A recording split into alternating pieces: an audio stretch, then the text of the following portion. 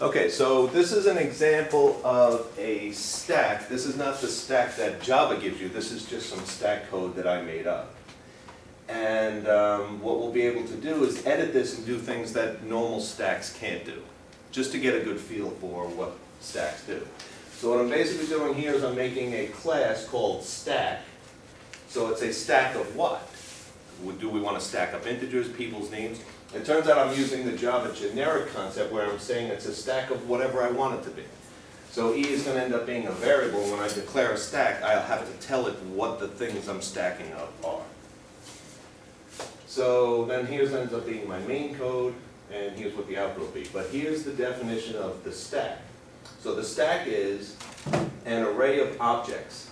So if you remember from first semester of Java, every type that there is derives from object. That's the most basic thing there is. So I'm basically making an elements array of objects, and I'm getting a piece of storage. I'm saying I have 5 objects. Then I have an integer that says the top of the stack, and I'm starting that off at -1.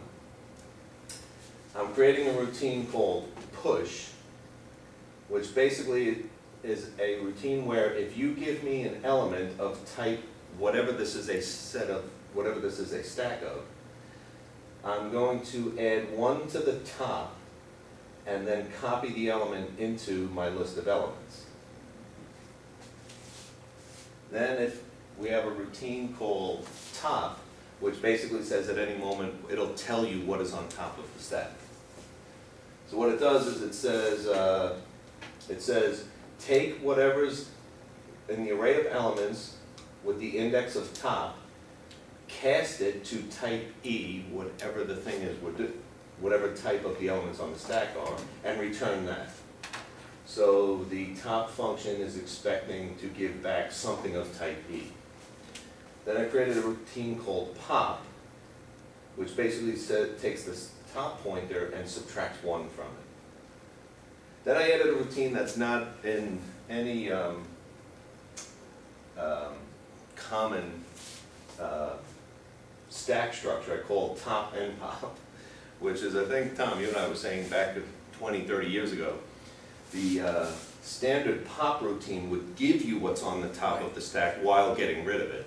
But now it's popular to, the pop routine takes what's on top of the stack and gets rid of it. Move the pointer and then grab it. Right, and then the top routine will always tell you what's on top but not affect the stack.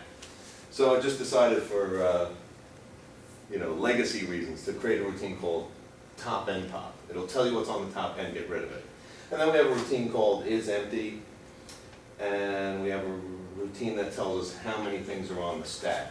So just to give a little idea, I'll just draw out what's going on here.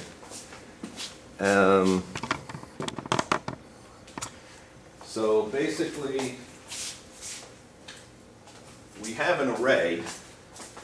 We usually think of arrays vertically, right? Normally if somebody gives you an array, you usually draw it this way. So now we're just going to take the array and draw it this way, but it's still an array. So we have an array, and in this case I've actually made it an array of 5, so it's a fixed length. I'm starting off with a thing called top.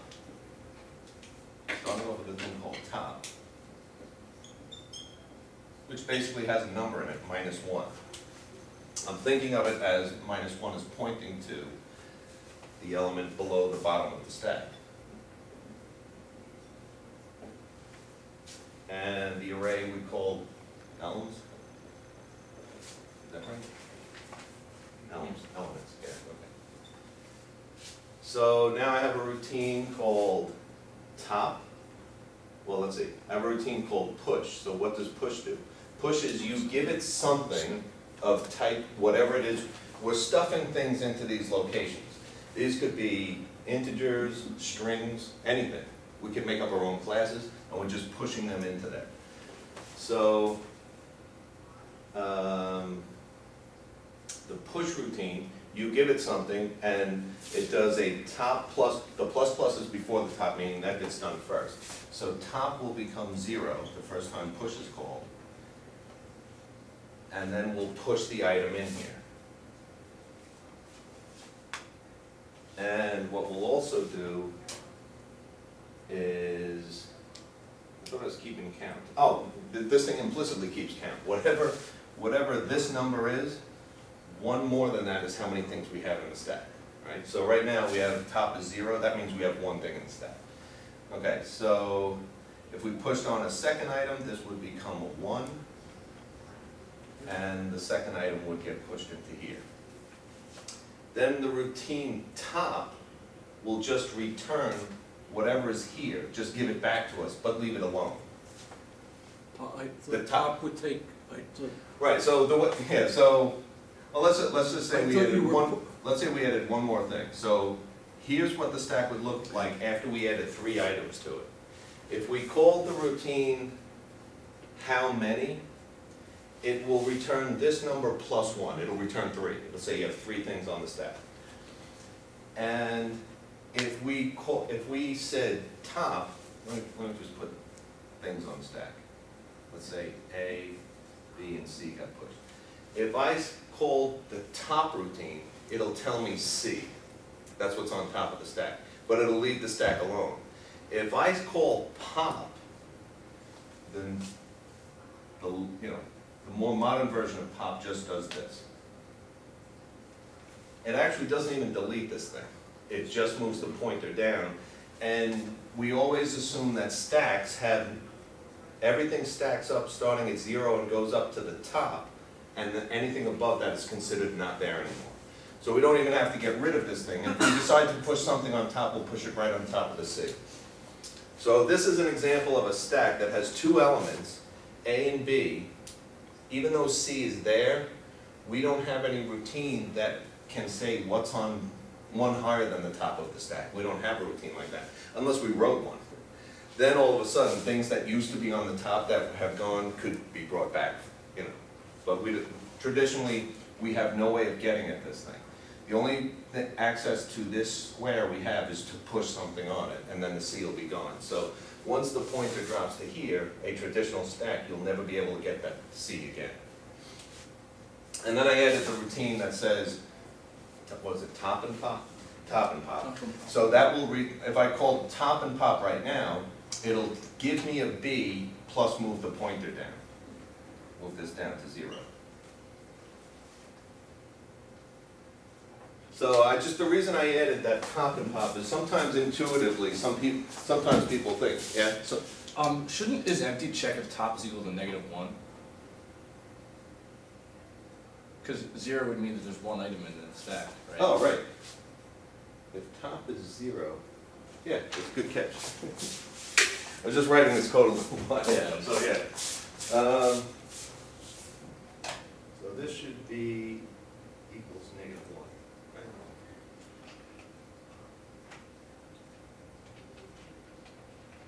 yeah, for example. And there's no way it should ever accidentally go more negative than -1, right? One other question. Yeah. Where you have E in a space top, parens. E, this one? Yeah, So we have a routine called top, a method right. called top. Why, E in a space, what is, Oh, so I thought it's whenever, supposed to be like E dot for the function? no, so when you're defining a method, Okay. Oh, you would say what the method may or may not return something. Actually, you were saying you remember Pascal, right? The programming language Pascal? Yeah. Pascal did something interesting that C and C++ got rid of. They had things called Procedures and functions. procedures and functions. So this is kind of an interesting thing for people to know. If your procedure doesn't return, if what you're doing doesn't return an answer, it just performs steps and then says I'm done, doesn't say and here's the result. In the Pascal language, which was really an educational language, you would call that a procedure. That means when you call it, it does things, don't expect an answer. A function in Pascal was, it's going to compute something and say, here's the answer. And you get one thing, like a mathematical function, you get Yeah, something back. You get something back. Not- Right. What C did, the C programming language, which came a little bit later, says, why have 2 different things all you have to do, if you want to do what Pascal would consider a procedure, just say void. Void means don't expect an answer. Right, that I understand. Okay, so that's really the only difference. We- If you're expecting an answer, which would be considered like a Pascal function, then I have to tell you what to expect. So I could have a function that that's what- returns. Oh, I'm sorry, I forgot that type, yeah. Oh, okay. I'm Yeah. seeing a cap in my mind, I'm thinking class or something, you know. Oh, okay, so you're thinking I of got it, how to use it. I got it, yeah, Actually, I use it here. yeah, I see it now. Okay. That was- Yeah, that's, I okay. just didn't see But it. anyway, that's a good side conversation, because, yeah, so really, the only thing of a void method compared to a non-void method, a void method is doing a task for you, but not giving you an That's answer. the- And if there is an answer, that would be, yeah, like a Pascal That's a function. type. Okay, so anyway, so now what is this thing doing? What is this code doing? So, I'm making a stack. Now remember, stacks have this Java generic thing where you're required to tell me what are you making a stack of. So I've decided I'm going to make a stack of strings. And I'm going to call it SS, meaning stack of strings. And I'm going to create a new stack of strings. So it comes back. Now what is a stack of strings? Well, a stack is 5 elements and has these data fields and functions available. And traditionally in Java, not that it always has to be this way, but generally the data is private and the methods are public. So you use the methods to touch the stack. But if you gave access to, if you made top, I'm sorry, where's the pointer? Yeah, top. If you made top public, then people can come in and start moving it all over the place. Okay, so now what we've done is taken a few names from the class and I just started pushing names onto the stack. So the first 4 things I'm doing is pushing 4 names onto the stack. Now I'm saying I'm printing out the stack's top. What would that do? So first of all, we're pushing, the names get pushed on, they get pushed onto the bottom and keep working their way up. So if I call print out the stack's top, what does the stack's top do? The stack's top will return me the top element. Actually what it'll do, it'll get, remember these are all objects. So it'll take the top element, convert it back to now a string. E now represents string. It'll take the top element, convert it to a string, and return it to me. So I'm trying to print what comes back from top. So what would get printed? Tom. So in this case, Tom would get printed. Let me just write this down. So let's try to predict what comes out of this. Tom should come out. And then, this is a new line of code, but I kind of put them in conjunction with each other. I said pop, so I moved the pointer down one. So Tom is still sitting on the top of the stack, but the pointer is below it, so it's pretty much lost. Unless we wrote a method like add 1 to the top, or then we'd be able to get it again. And then what's the next thing? I'm asking the stack how many. What does how many do? It returns whatever top is at the moment plus 1. So it'll tell me 3. 0. Well, no, we pushed 4. I thought you dropped. We pushed 4 You're things going on. up, I'm sorry, yeah. We pushed 4 things on, which means top was equal to 3, right? Because it started at 0. Then I did a top and a pop, and then I asked how many are there. So that would be like this. Oh. Sorry, I've had the camera over here the whole time. Okay. So just one quick thing here. So here's what we're doing. The code is going to, I've created a stack of strings called SS. I create a stack of strings. I push 4 names onto the stack. And then with these routines, I'm calling top, and then I'm calling pop. Then I'm asking how many are on the stack. Then I'm doing a top and a pop again. Then I'm going to do a top and a pop and ask how many, and then a top and a pop and ask is it empty. So now the question is what's going on, and it ends up being like this. the stack will look like this.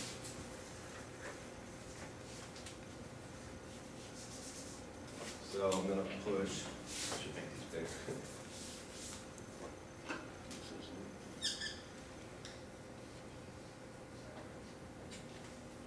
So I'm going to push Colton.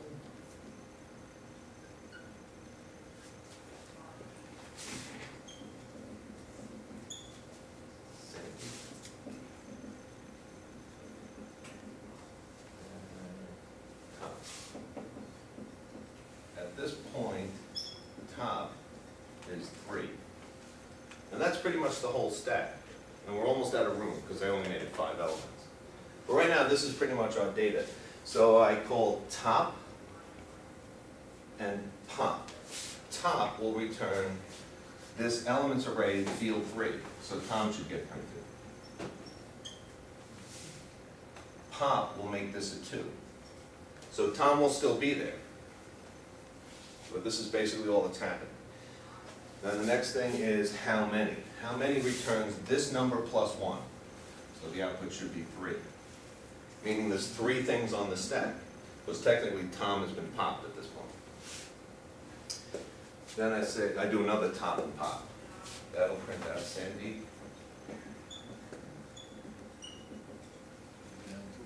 Pop will change this to 1. Which in our mind means we're pointing there, but.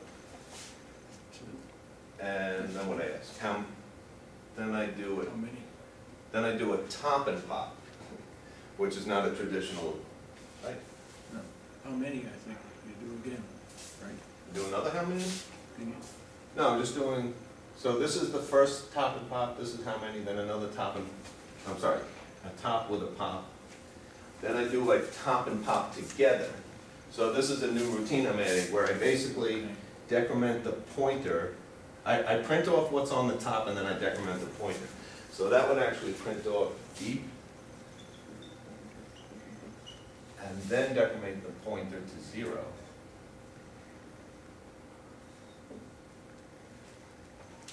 And then I ask how many, which should return a 1. 0 plus 1 is 1. And then I do another top and pop. That should print out a column.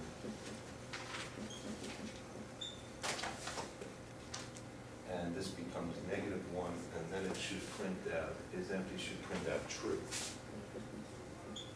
Does this seem right? Am I? I think that should be the output. Tom 3, Sandy deep 1, column true. I think. So let me see. So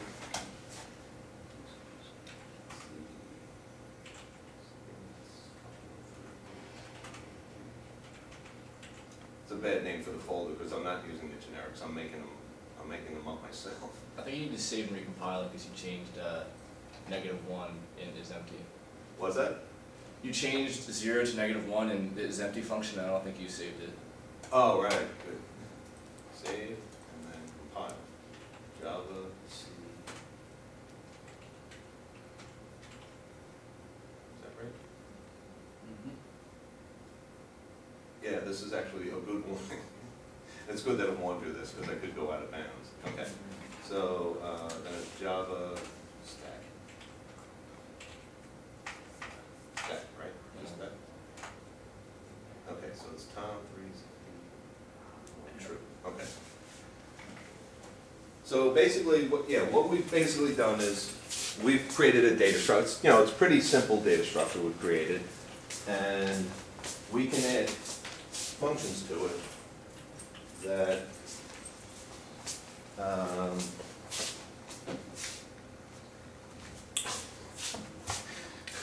again. All right. So anyway. So yeah, basically what I did was I put, this is just a different window to run the compiler from.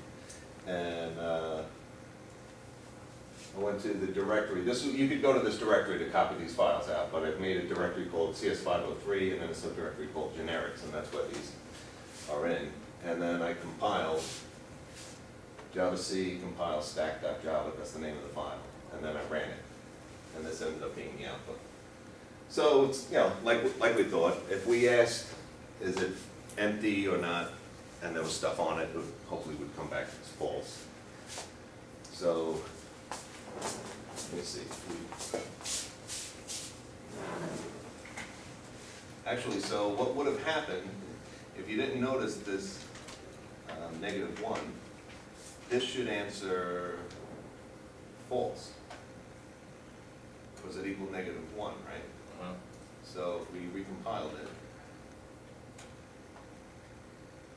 and then ran it again, same answers, but now it's false. So we would have been wondering why it's false, and then hopefully we would have seen this. Okay, so this ends up being -1. Okay, save that. Okay, so a different data structure we could use, and I was trying to, one thing I wanted to do was have try to have all the code on one screenshot. So a different data structure, you know, popular one would also be a linked list. Not the linked list that Java gives us for free, but we can make our own linked list. And what I'll do is, let's see, the linked list code. And again, I just using some more names in the class. I'm creating a linked list class, so it ends up being a linked list of things of E. I think E comes from expression. You can make up any letter you want, but some textbooks will use T because the author thinks it's meant for the type, and some use expression or E for expression, but you can use anything you want there. And then the linked list would go, basically the linked list is what's involved in a linked list. This is kind of a judgment call kind of thing, but you could have a linked list that goes in one direction, you could have a linked list that goes in two directions. You're gonna have to keep the head, the beginning of it, so you can start at the beginning and then walk through it to get to where you want to. It might help to have a tail if you're going to do stuff like keep adding stuff to the end. You don't want to go to the beginning and walk your way to the end, then to add something. You might have a pointer at the end. So in this case, again, this is kind of a list is kind of a judgment, it's more of a judgment call than a stack. A stack is pretty well defined. A stack is generally a pile of stuff where you only have access to the top element. You can see the top element, you can get rid of the top element, you can push something on top of the top element, and that's it. A linked list is really up to you to define how you want to do this, but I decided to have a field called head, the head of the list, another field called the tail of the list. I have another reference called current, so I can walk through the list looking for things. I've decided you don't have to do this. I've decided to have a counter for how many things I have. And then we have a method called push front. So this pushes something onto the front of the list. And how does this routine work? Well, what we're going to do is we're going to allocate a new chunk of storage and then have the header point to the new piece of storage, and the next link of this new piece of storage point to what used to be the front node. So, and I'll draw out in a second what this code does. But basically we have we create a new node, and actually maybe I should point out what a node is. So a node is pretty simple. It's going to be a piece of storage containing the thing we're trying to build a linked list on. So a node ends up being the node ends up being a node. I'm calling it a node, and it's type. I decided to use a different letter just to so you don't think it always has to be an E. So I've decided to use the type is an N, first letter of node. So I have data coming in, and the data is of type N. So if this is going to be a linked list of, let's say you made a class called people, which is a type you make up, first name, last name, social security number, we could make a linked list of people. So the data is data about the people, and then the next is of type node, meaning it refers to another node. So there's a field called next that points to another node. So then I decided to have some routines called get node. Like if I gave you a node, it would, get next. If I gave you a node and I wanted to know what is the next one in the linked list, it'll return the next one. If I wanted to set the value of the node, if I wanted to set the next one, I could give a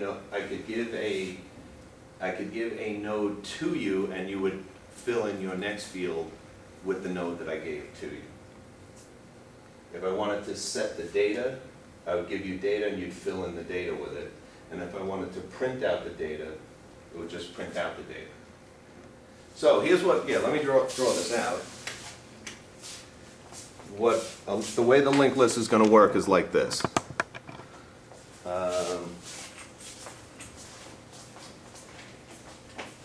The way this linked list works, which is not the traditional kind, is going to look something like this. We're going to have a head field. So a head is a reference to a node. And I'm going to draw an arrow, and then we're going to have, it turns out we're going to do strings again. So we're going to have a string, something we fill in here, and then if we need to add something to this, we're also going to have a field called tail, which will, the first time we create something, the head and the tail will both point to it. Now, if I decide to add something to the tail of this list, what I'm going to do is I'm going to create a new node. That's what that temp node is. I'm going to create a new node. I'm going to fill in data in the new node. Then I'm going to say that this one refers to nothing, and this one now refers to this one. And then I'm going to say the tail is now referring to this one. So I'll go back over the code in a second, but I just want to have like a picture of what it's doing. We have a head and a tail, and then the links on the list. Now what I decided to do, and they actually do this in the Java one, I thought this might be considered a strange operation. You can push things onto either end of the linked list. So you can push something onto the front. So if I wanted to add something to the front, again, I go out and get a random piece of storage. And what do? This piece of storage, its next field, what's next in the linked list, is what the head is currently pointing at. So I'll go like this. That's one. So the operations of pushing something to the front of the linked list, step one is get a chunk of storage. Step two would be have the next field point to the same thing that the head is pointing at. Another step, and it could be done in either order, is to fill in the new piece of data. So let's say this was a B and this was a C, and now I'm pushing an A onto the front of the list. I would fill this in with data. And then the last thing I have to do is say the head now points to this new piece of storage. So now here's my new linked list. So if I wanted to go walking through this linked list looking for stuff, I would go from the head to the first node, and then after I examine the first node, I say who's the next node, and this is filled in with a reference to the next node. Then I print this data, and then say who's the next one, then I print this data, and eventually the last one will be null. That's how you know you're at the end. That's the symbol for null. So that one, that's a pointer that points nowhere. So then I might have a routine that says print out the list. So that routine would take the head and say while the next point, or I'd have a current pointer. I'd have a new pointer called current. And I'd say the current is pointing at the head, and now I'd print this thing and then say current equals the current's next. So then current would be pointing here. And I'd print this thing. And then I'd say current equals current's next, and then current would be pointing here. And I'd keep doing that until current points to null, and then I know it's time to stop. So that's what this code was doing. That's what this code is doing. So maybe now the code should make more sense. So here are the fields again for the linked list. We have a field called head, a field called tail, and what are these things? They refer to nodes, and they start off being equal to null. And the current one, which I'm going to use to walk through the linked list, that's also equal to null. And the total number of things on the linked list, I'm going to create a variable called count and start that off at 0. The stack I didn't have to because it just so happened the top was a counter, so it kept count for me. I didn't have to do that. But in a linked list, I don't have something keeping count for me. There's no index to it. So I have an extra field. So I have an extra field called count, which I start off with 0. Now, if I want to push something to the front of the list, you give me a piece of data, and what do? Step 1, get a piece of storage called node. We get a node. What's its type? Whatever this thing is, E. The next step is this temporary piece of storage I've gotten, I set the next pointer to whatever the head is pointing at. So the head used to point at the front of the list, now this new one will point to what used to be the front of the list. This is going to become the front of the list, right? Because we're pushing something to the front of the list. Then I fill in the data. Then I say the head of the linked list is now this new piece of data. So does that make sense? I'm just going over what I drew on the blackboard. So I get a new chunk of storage. What I'm trying to do here is I'm trying to add something to I'm adding a new node to the beginning of the list. So I get a new chunk of storage. I say this new chunk of storage, its next field is what the head is currently pointing at. Then I fill in the data, and then I say the head for the entire linked list should now point at this new chunk of data. And then as far as my counter is concerned, what's the point of this again? I want to increase the number of things on the list. Oh, the list initially starts off with head and tail pointing at null. And if this is the very first item being put on the list, then I'm updating the head, but I'm leaving the tail as null, and the tail should actually be pointing at this same node. So that's what this line is. If this is the first thing being added, then the head and the tail both point at it. Is really what the point of this line is. And it had to show up in both cases. Then this code push to the back is really the same idea, it's just that we're working with the tail and not the head. So we get a new chunk of storage, we fill in the data, we say the tails, the thing that the tail was pointing at, that was the end of the list, so it should be, its next field should be currently pointing to null. That now has to point at this new one, the 10. And then the tail of the entire linked list is now this new thing. If the very first thing being added to the linked list was something being pushed to the back, then we make the head and the tail the same thing. Head equals tail. And tail equals head, yeah, okay. That's good, no mistakes here. I think. You see any mistakes? I think it'll work out okay. And then I have a routine called print out the whole list. So how does print out the whole list work? The head becomes current. Whatever the head of the list is, it gets filled in with our current thing. And then we print out, here comes a new list. And then while current is not null, we call, on the current node, we call print data. So that's a routine that prints out the data.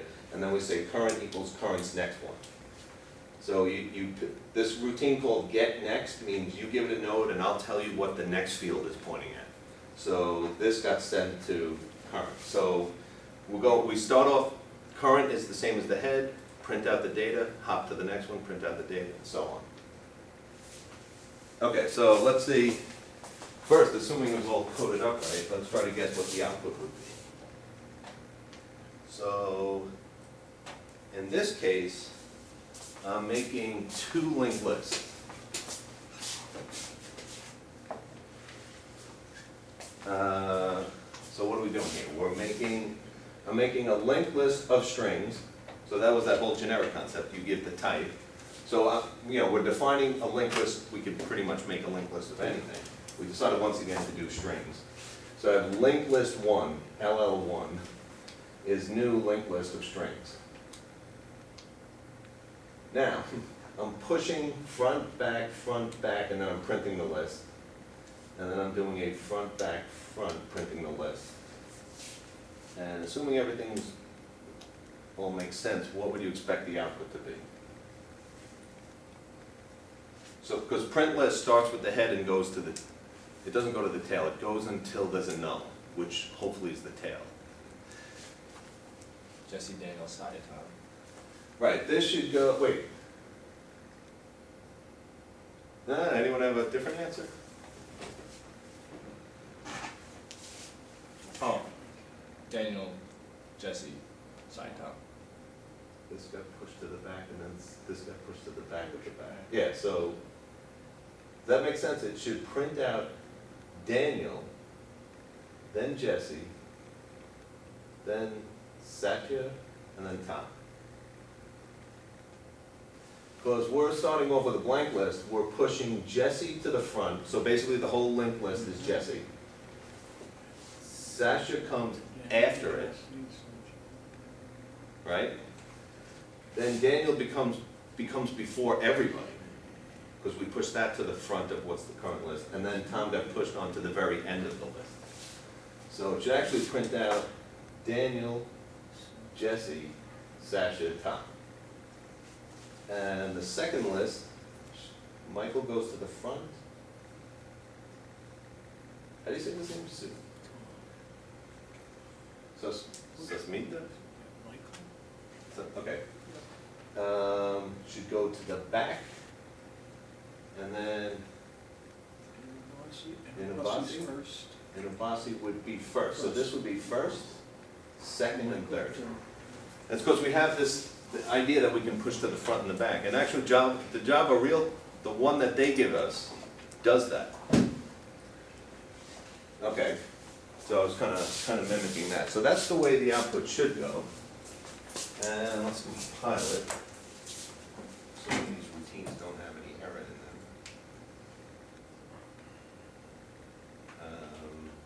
Java.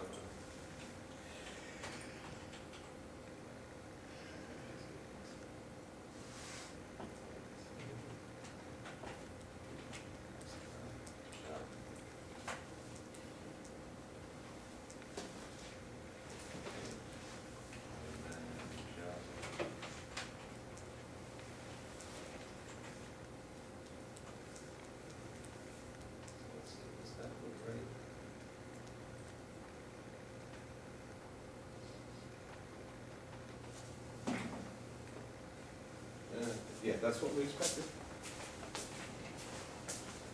So, this got pushed to the front. This was the back. Then this got pushed to the front of everybody, and this got pushed to the back of everybody.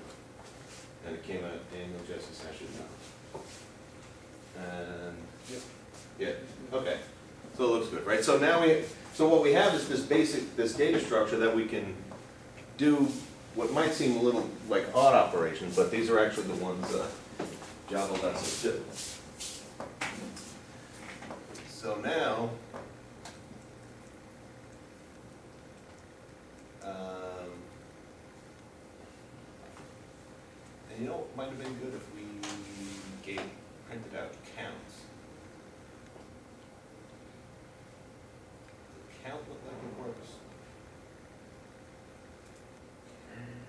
Count plus one. We say count equals count plus one no matter what, right? So if we wanted to print out a count, print out a count for each of these.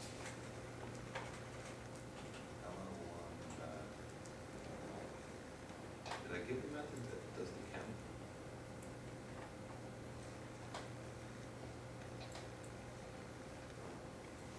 I didn't add a method.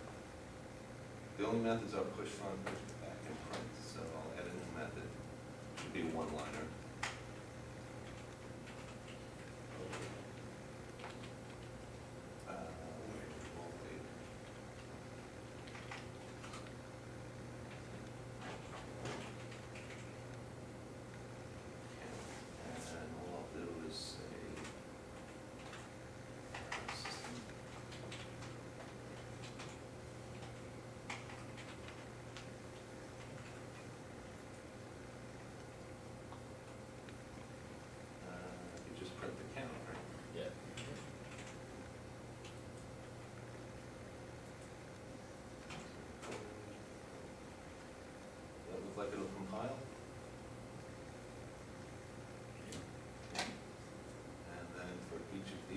let's say print count.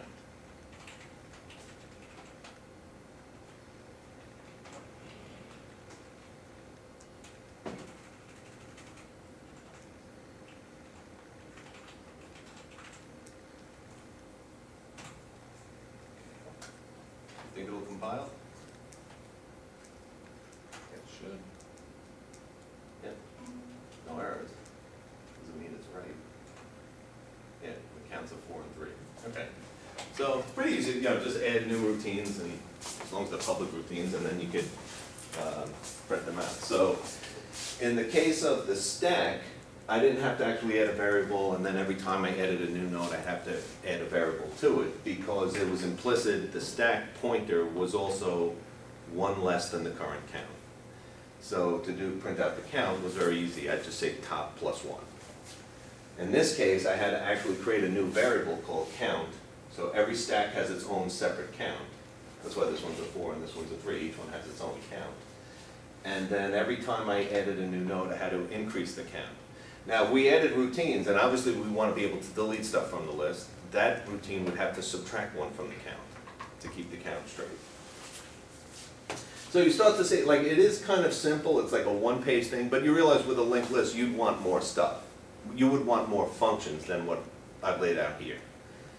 And since you might be using stacks and linked lists and other data structures a lot, it's nice that the programming language gave us a standard one. And they actually call it the Java containers. So in the containers, because these are data structures that contain data, they call it the Java, if you look up on Google, you can look up Java containers and it'll list all the different containers that they gave for us. The problem is, if you wanted to do something interesting with the linked list, you can't add methods that they didn't give you. So you're using their out of the can. They did a good job on them, but if you need something odd with a data structure, you have to come up with it yourself and write something like this. Okay.